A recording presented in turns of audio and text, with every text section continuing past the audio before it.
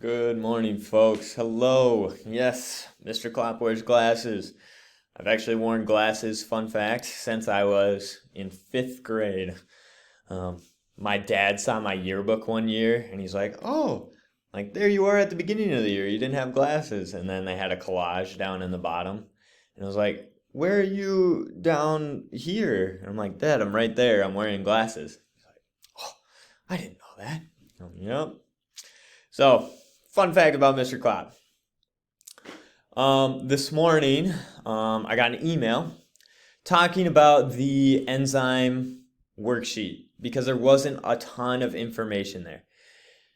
And Ben, shout out, thank you for sending that to me. That was an issue we came across during fifth hour and sixth hour with my AP classes. So here's kind of how you can remedy that. If you go through, you can either Google um, exergonic or endergonic reactions, okay, and Gibbs free energy equilibrium. This section of reading should have been done before we did the enzyme worksheet, and I didn't know that. So that's on me. I apologize if you were trying to do it, and if you looked it up and you figured it out, wonderful. Um, Way to go. um, if you were very confused, this is why. Because this background information on enzymes and energy needed to be completed first. If you do if you do the enzyme section down here,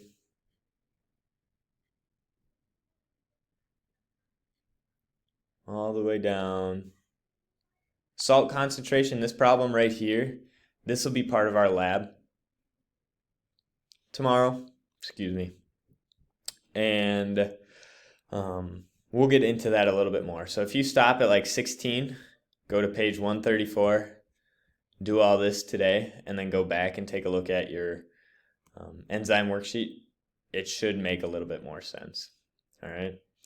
I apologize for that. I have to apologize to my fifth and sixth hour too, because we ran into the same issue. We kind of remedied that because they had my help in person, but you didn't get that. So this is kind of like the backup and explaining where information came from that we didn't have right away. So I apologize. Today, I guess I just recommend going through this enzyme section of the reading guide because we'll be doing an enzyme lab tomorrow. You also have the cellular respiration worksheet with the readings. Do those once you're done with the enzyme worksheet because you'll have time Wednesday and Thursday and then a little bit of Friday to work on that too. Okay. Tomorrow will be a lab. I'll post that tomorrow, get that figured out for you. I'll put it on my to-do list.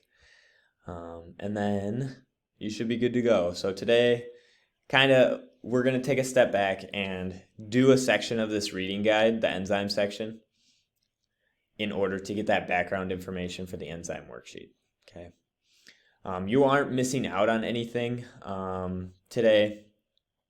Today is just going to be working on the cellular respiration worksheet through those pages in class. And so I'll be going back and I'll be talking about some of these different things. First and second laws of thermodynamics, entropy, chaos, and spontaneous processes. So I'll be explaining that to some of my students, fifth and sixth hour. So taking a step back, you aren't missing anything. Get caught up on any missing work you have.